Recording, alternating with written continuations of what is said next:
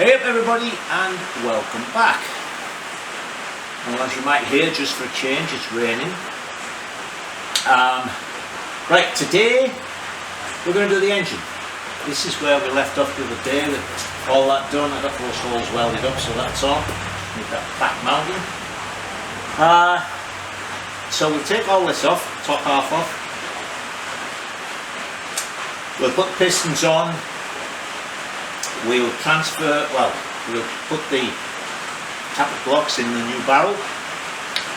We'll weigh this cast iron barrel and we'll weigh the alloy barrel. I think we're going to see quite a difference. And then it's going to be pistons on, barrels on, head on,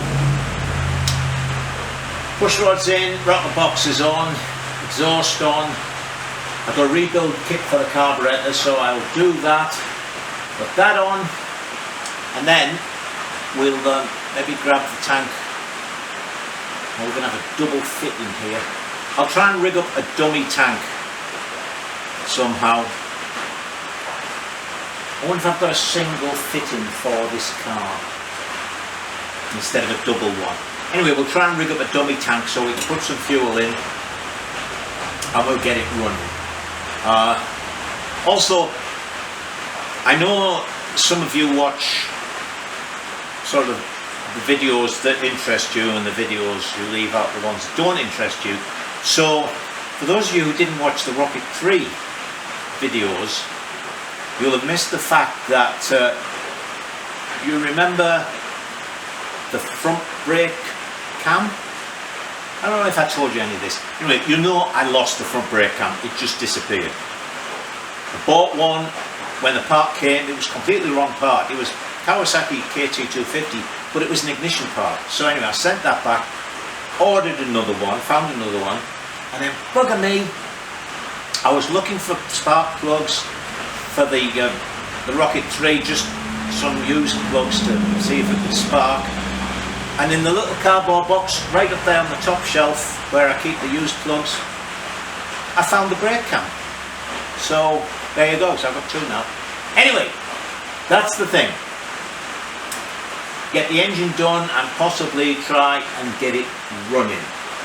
And then after that there'll be at least 1 week, maybe 2 weeks even, who knows, of making the book and making the top half of this tank.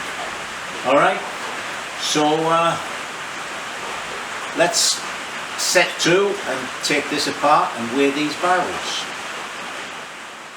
Right, well, do you like my snazzy new set of scales? They go up to about £300, I think. Alright, so here's the cast iron barrels with the tappet blocks still in.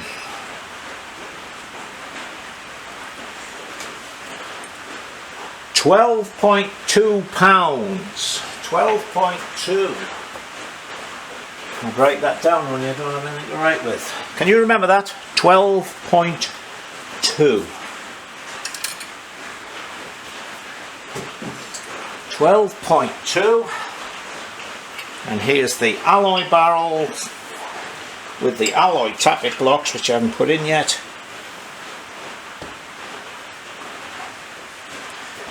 £5. So that's saving us 7¼ pounds, basically 7.2 pounds. I'm thinking the tank is going to be about 4 pounds, the alloy tank. So the engine's going to be about 103 pound. So actually we're about 212 for the weight of the bike. So I was being a bit optimistic, but not bad for trying 500. Alright, let's press on. Right then, change of plan. And yes, it's still raining. In fact, it's been pouring down for some time. Areas are flooded and we are really lucky that we live on top of a hill. Okay, what's the change of plan? Well, I came to getting these barrels ready, and these alloy tappet guides that I got, which have got to be, I'm going that way, have got to be driven in. These are 1.001 inch.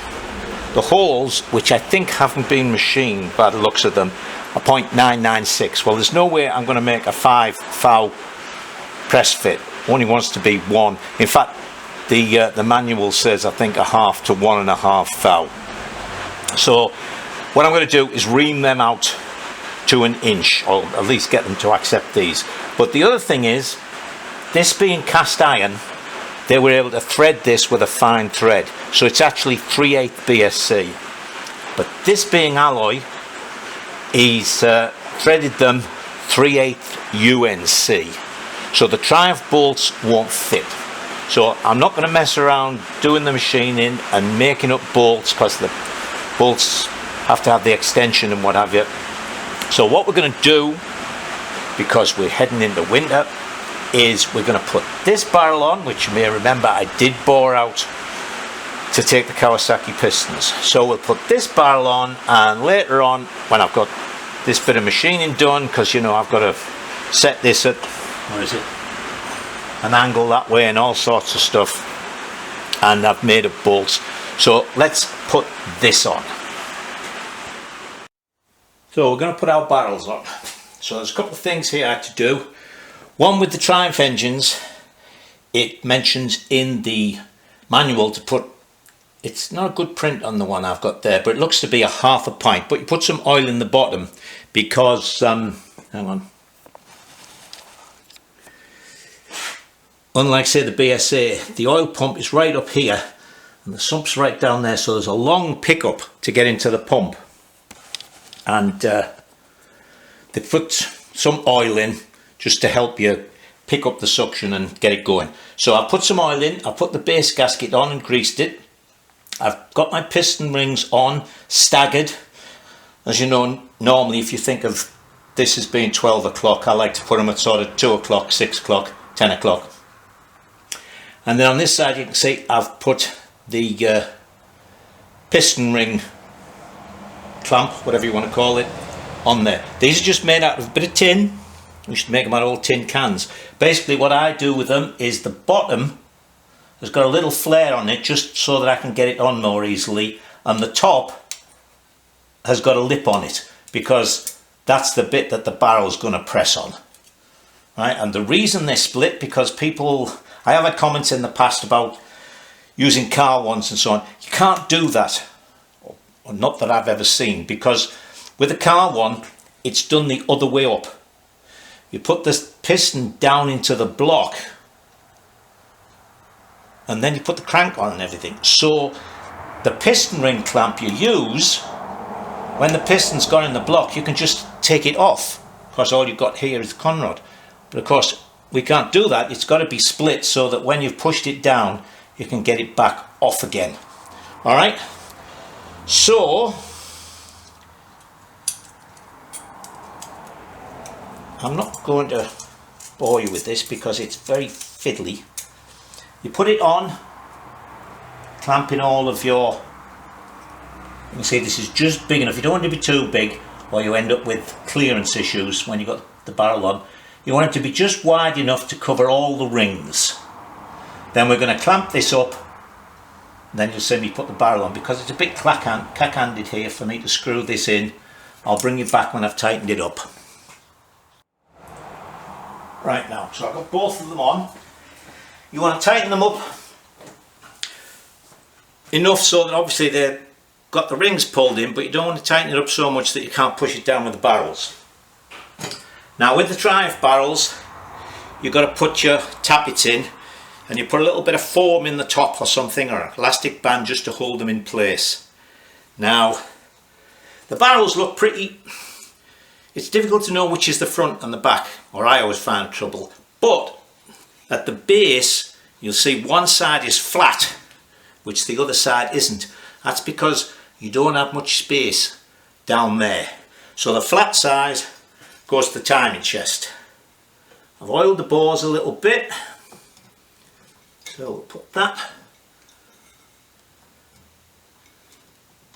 on there like that, that on there like that, and you watch, I probably have tightened these up too much. Now, there they go.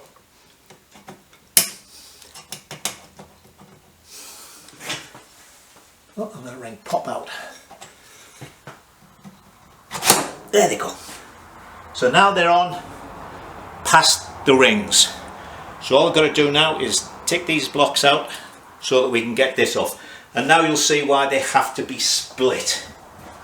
Let me come round and find my screwdriver. Right, there it is.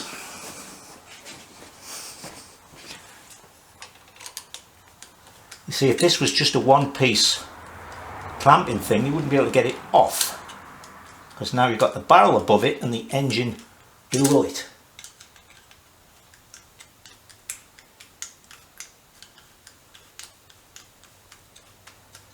I'll just do one side and then...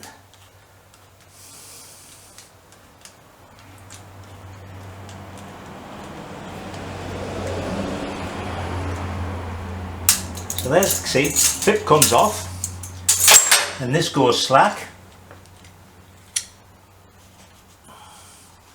Pull that out and then this is still a fiddly job. Try and get it down to where the con rod is.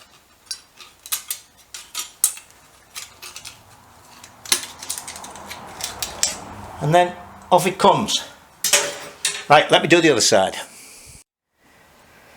Right, well, so I've taken off both sides. The barrels are dropped down, and as I say, you've got that. You have to have that flat piece for that to go down, or you'll, if you put them on the wrong way, they'll suddenly catch on that.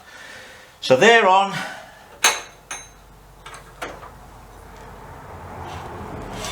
Go up and down. Don't make any nasty noises, broken rings or anything. So what I'm going to do now is put the head on, but I'm not going to put the rocker boxes on because I want to put oil in the oil tank and kick it to get it all the way around. Kick it to get it all the way around, and it's a lot easier to kick the engine over. You can spin it much faster if you don't have the pressure of the valve springs working against you. So I could do it now, but there's a chance if you kick this over with, well, actually we're going to bolt this on. I'm forgetting this is a Triumph one. There aren't the hold down bolts, so I could actually do it without the head on because there's the 8 Jaguar type nuts to go on. So let me put the nuts on and bolt this down. Right, well, that's them all tightened down. One nice thing about these studs, not only is there enough room to put the nut on, but also the first little part of the stud isn't threaded, so the nut sort of falls on and has a shoulder to sit on to screw it in. But with a frame like this, I couldn't get at these, so I now have another special tool which goes in there and tightens them. Right, let's go and find the cylinder head. Alright, it's a new day. It's not raining, in fact it's sunshiny. But the gremlins are out and in force. So when I finished off yesterday, after I'd bolted this down, I put oil in the oil tank. It took 1.5 litres, just over 3 pints. So that worked out nicely. And then as I was kicking it to get the oil around, you can see the oil's right up to here. It runs back a little bit. So I got the oil right round. The blooming wire for the electronic ignition fell across the far side, got sucked into the primary chain. So I spliced that back together. That's not that bad. Then I couldn't find my new copper gasket for the head. So what we're going to do is I've annealed the old one. We'll use that. Then I could only find, what have I done with it? I've lost that now. I could only find one of the rocker feed bolts. So we might come to a standstill again while I have to order one of those if I can't find it. Okay, so first thing we're going to do is put on our pushrod tubes. So I've put a new O-ring in its groove there. Put a new Y1er there for the top. The other one is under the tappet block, and as we haven't disturbed that, we won't bother with that. Right, so that goes on there like that.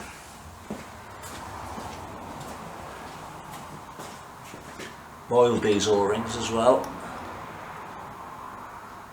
Goes down on there like that. Okay, then our head goes on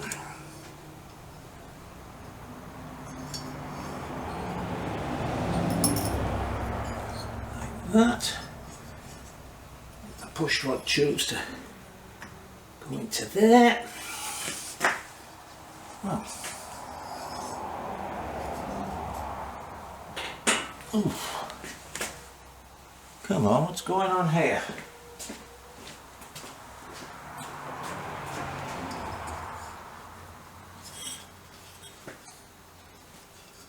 Nicely in there, that's nicely in there. Whoa.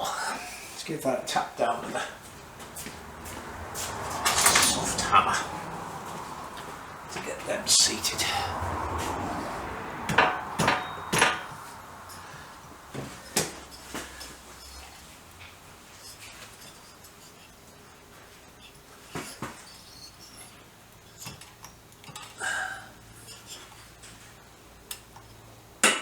They don't seem to want a seat on any of them.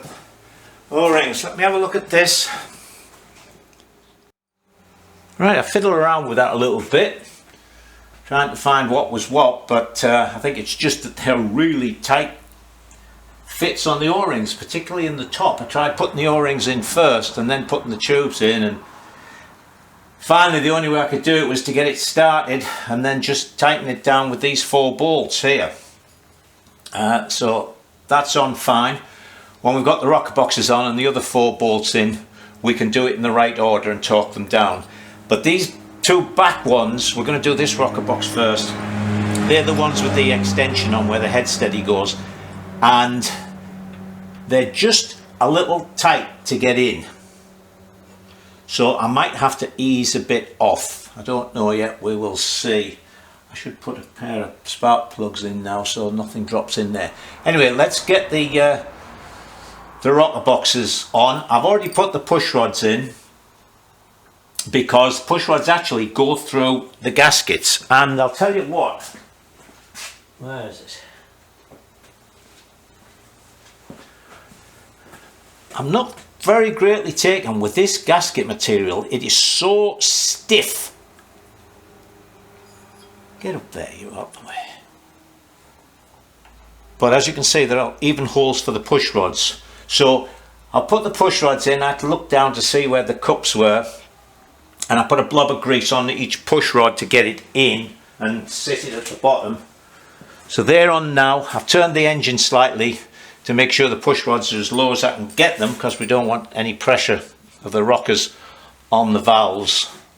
So let's see about putting this rocker box on. Actually, these rocker boxes, they have 2 studs at the front, and here we go. We've been unified threads all the way through. These are 1/4 inch, either BSF or BSC, I'm not sure which. And unfortunately, the Triumph manual gives you the lengths of bolts,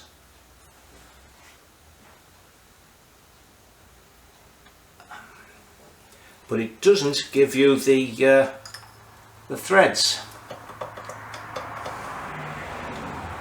These are not as easy to see to get the rockers on the push rods actually as the nice BSA ones are. You've got to, maybe that's why the gasket has them. In fact, you can't see the bloody things at all. And now the gasket's stuck on these bolts. Oh God.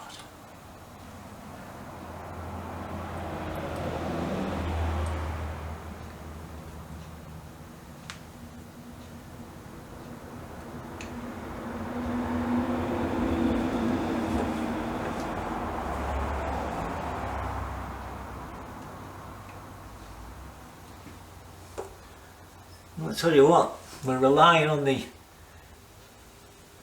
good engineering or otherwise you basically can't see. Torch. Oh, there it is.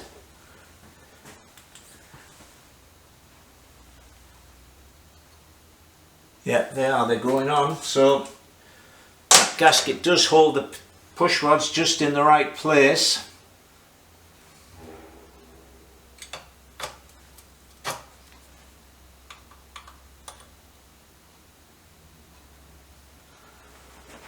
So we'll put that on. We'll put out a couple of 1/4 inch,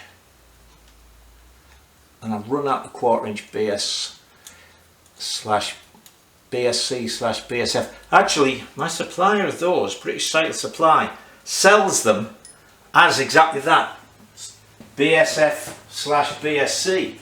And of course, as we know, BSF are the Whitworth thread form. And I'll put that upside down. So they're 55 degrees, but BSC, which I must admit I didn't know until someone pointed it out to me, after a video, are 60 degrees. Okay, so let me, where do I do them? See, they're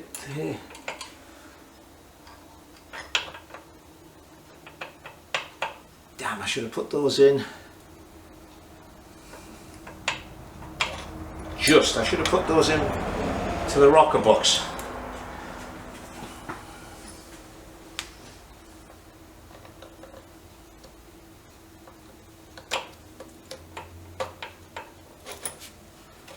Just got it past. Right, let me tighten all these down, then we'll look at the other rockers. Just to be accurate, I don't get my nuts and bolts off British Cycle Supply. I get them from British Tools and Fasteners. Well, we've got one of those instances where it went together before, but it won't go together now. There's no way I could get these to go in. So what I've had to do is take 2 front engine mounting bolts out, slacken the back, and just let it down on the jack to they just pivot forward on the rear engine mounting plate, and now they both go in perfectly. So back rocker is going to be exactly the same as the other one. Seat the push rods in the cups, get the gasket on to hold them all in place, then put it on. So I won't bore you with that. I will bring you back when that's done, and I've had a little further look in other boxes for that rocker feed bolt, and I'm damned if I can find it. I'll have to look back at the old video. Maybe there wasn't one in, maybe there was only one. I'm pretty sure there was 2. Right, put the other rocker box on. I've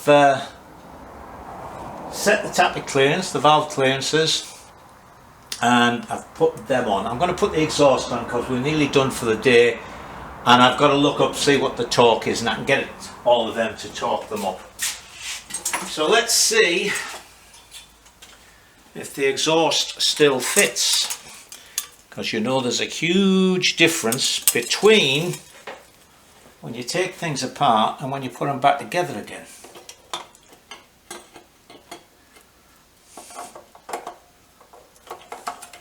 Now, let's take that one off. I did make them so it would go on like that, didn't I?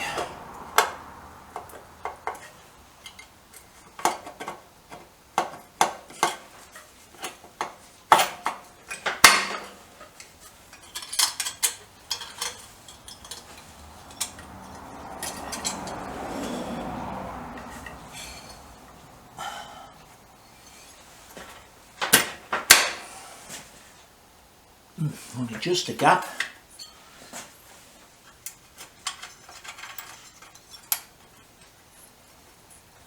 Goes on there.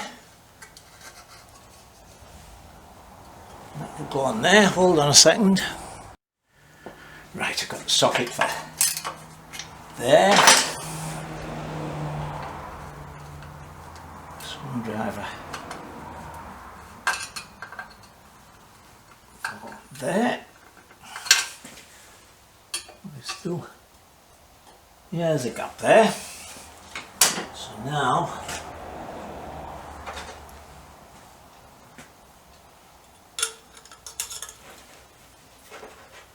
let's have a look at this.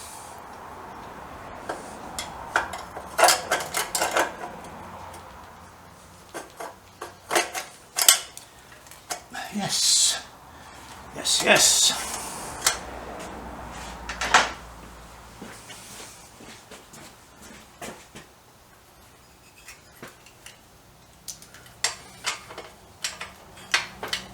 As I say, you'd be amazed how many times I've done things and then you go to put them back on and they just do not go on. And you think, well, that's funny, just took them off.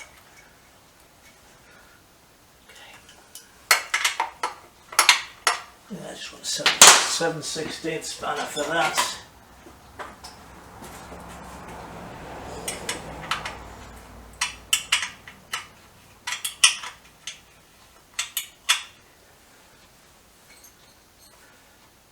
Yep, they're right up against the head.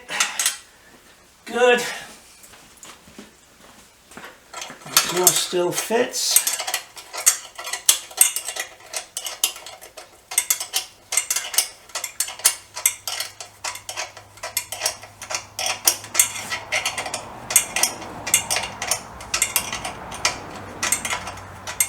Thinking I'll probably advance the ignition a little bit before we're finished, because where's the other 7/16?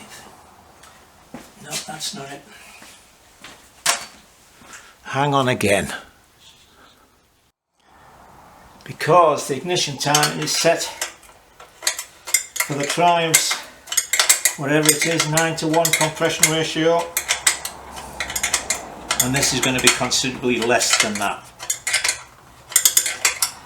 And because the air-gas mixture is less compressed, the molecules are further apart, it takes longer for the flame front to spread, or propagate as the word is. So you actually need it to start a little earlier. Now let's just check on the cover. I need to make sure it'll still go on. Yes. There we go. Gaps everywhere there should be gaps. Very good. Right, next thing is the carb manifold and the carburetor. So let me get those bits. Well, today's finishing like it started. These gaskets are a slightly unusual shape. They're not just a sort of symmetrical type gasket. I can only find one.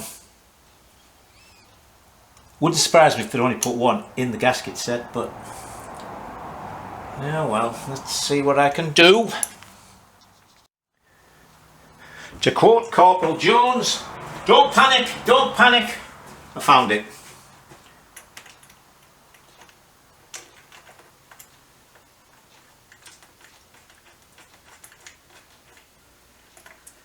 Now I've got to find two longer 5/16 course Allen bolts, which might mean a little run to the hardware shop, because fortunately, I don't know what it's like in the UK, but when you go to buy nuts and bolts at sort of the hardware shop, they always have plenty of coarse thread, but they're very poorly supplied in fine thread ones. So let's search and stuff like that, and I'll come back when I've found some or bought some. Right, well, I had a thought. This is the bolt for the rocker feed, but unlike most of them, this isn't drilled. Right, there's no hole where the banjo goes and a hole down the centre. Well, actually it would go that way to come in. It's just a reduction in the diameter, so that the banjo's on there and the oil, so instead of the oil going down the centre of this to feed, it runs along the outside to the rockers. So I thought, that's just a 5/16 bolt with a piece turned down. So rather than be stumped, I made one.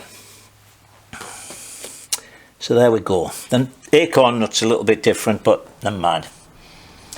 So that's exactly the same dimensions as that. I don't see why it should be any problem. So now we can actually press on. Alright, let's see about putting these rocker feeds on. I've already sort of made sure the bends and everything are alright and put it onto our piece of return line. So I've got freshly annealed copper washers there.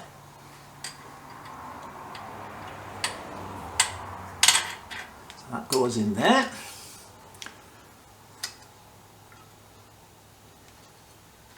Goes on there. That. That.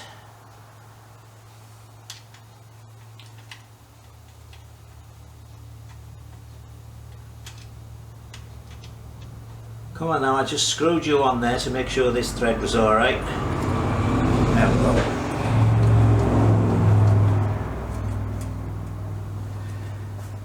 And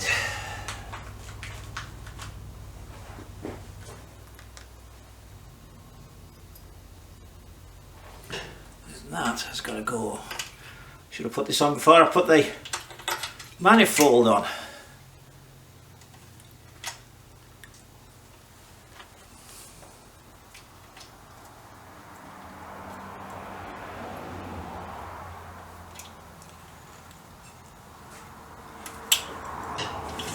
I can hardly get at it.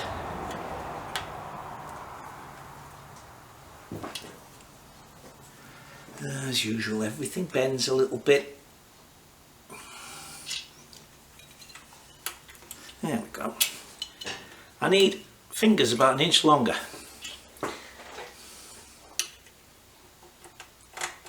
There we go. Goes on there. And that goes on there. Right, let me tighten these up, tighten the hose clip up on this tube.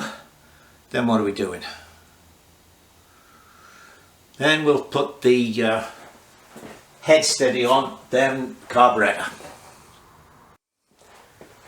Right, head steady. I know this cable's in the way a little bit, but I think you can see everything fine. Okay, I put a couple of washers on there. You may remember we've got a hole in it to go around that acorn nut. So that goes on there like that. Where are we? I haven't got my...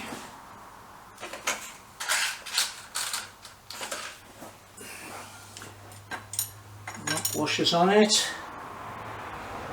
And this was 3/8, I don't know, BSC I think. I can always tell by the nuts I'm using, because I get these really nicely finished nuts from British Tools and Fasteners.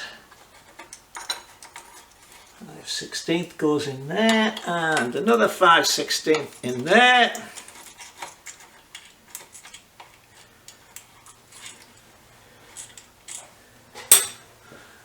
And we're all set. Somewhere in the workshop there are 2 half-inch spanners. I'm damned if I can find them. Luckily I was at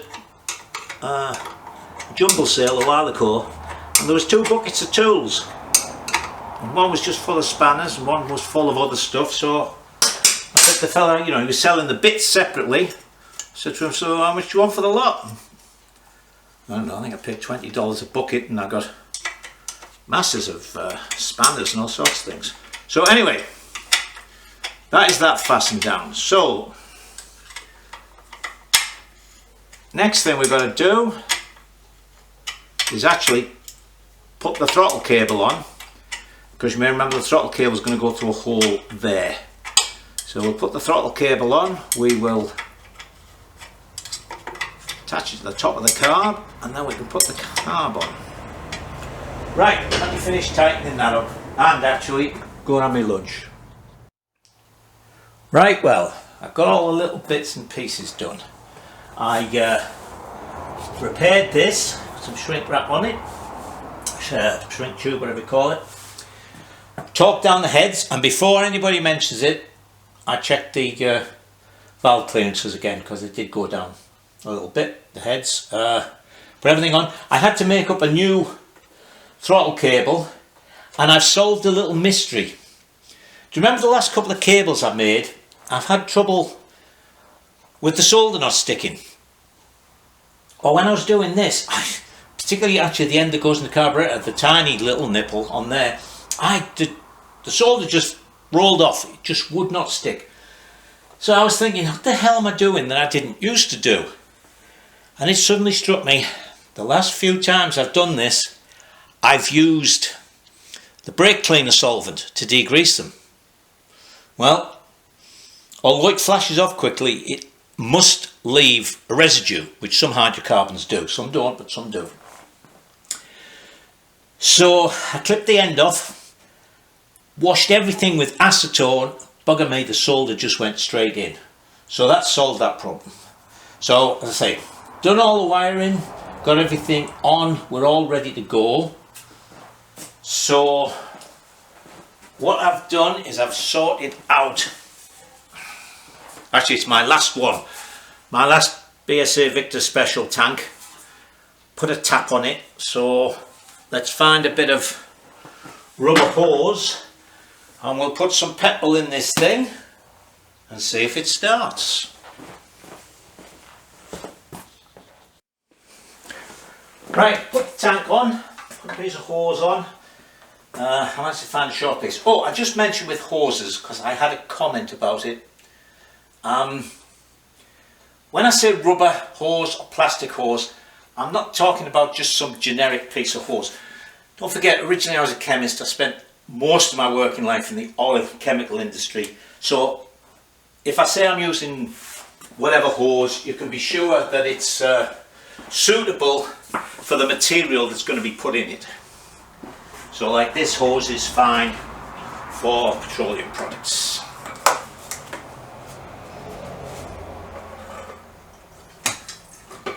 I hate this thing, I must buy myself another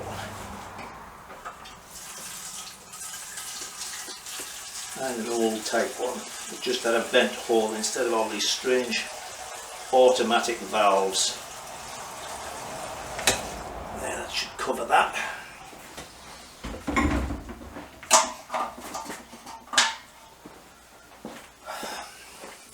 You can see why I didn't want to use a tank like that, and you do see them like this. It's just horrible, all that space at the front and the back. Very good, there's petrol.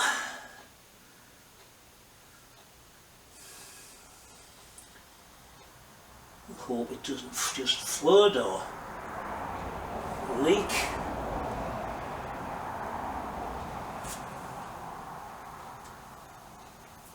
It's a brand new gasket set on this carb.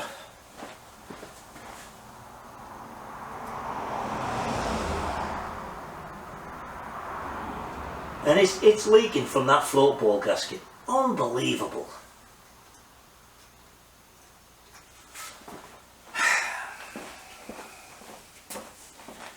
Alright, you got your fingers crossed, bated breath, all the rest of it.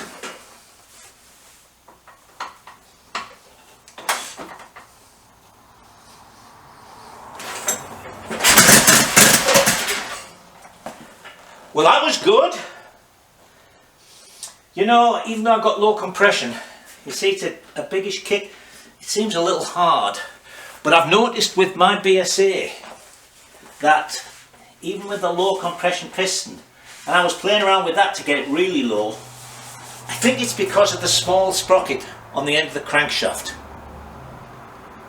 So the gearing from the clutch wheel, and therefore the kickstarter, to turning the engine has changed considerably. And it's changed for the worse as far as mechanical advantage goes. So let's see what's what. Is that leaking from there, or was that just flooding when I pressed the thing down?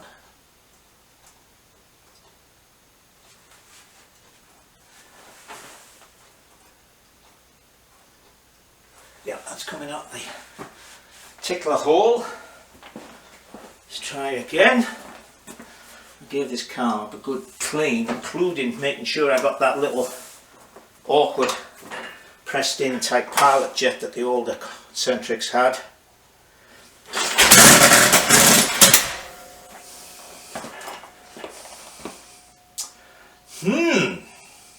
Well, it runs.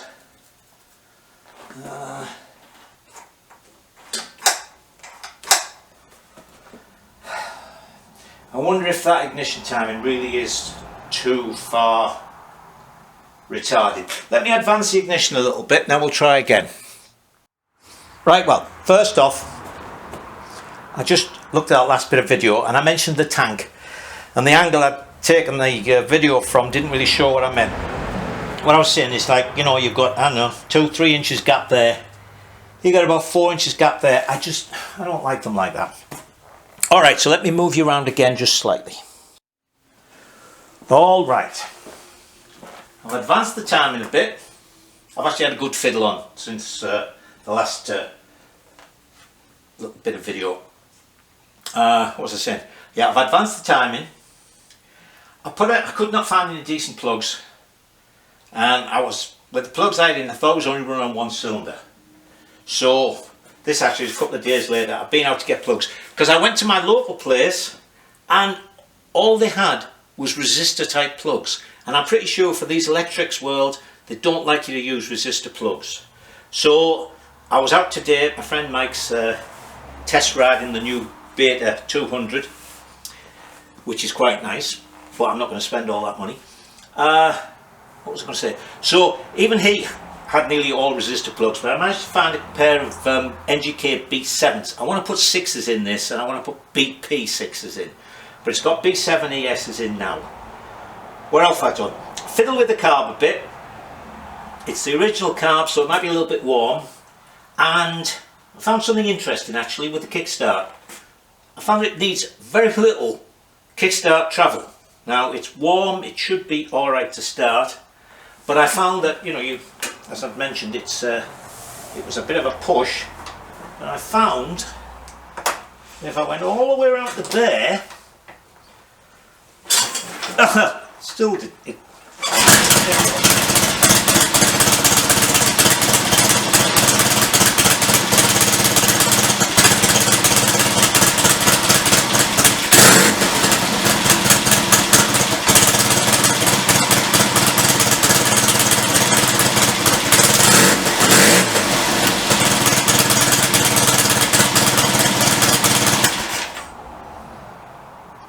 Not perfect. I might lash out and buy a new carb. Don't know yet. I'll have a chat with a couple of people, find out about the jetting for a concentric. I'm going to keep the concentric on, partly because I think if I put one of the OKOs on, that would move the carb back. I don't think I'd get an air filter on. So I've designed everything like this, and talking to people in the UK, these things run beautifully on the Premier concentrics, so I think I'll get one, but I'll check to see what jetting and everything I get. This is a 26. I don't know if we'll maybe go down to 24 just to give us that extra bit of gas velocity at lower RPM, but that's not a bad start. Okay, so next week we're going to get on with the tank. And in the meantime, I might order the carb. I'll put the chain case on and bits and pieces like that. Alright, so until next week, you all... Oh, I just need to go back a bit. Okay, what was I going to say? Oh yeah, you all stay safe and enjoy yourselves.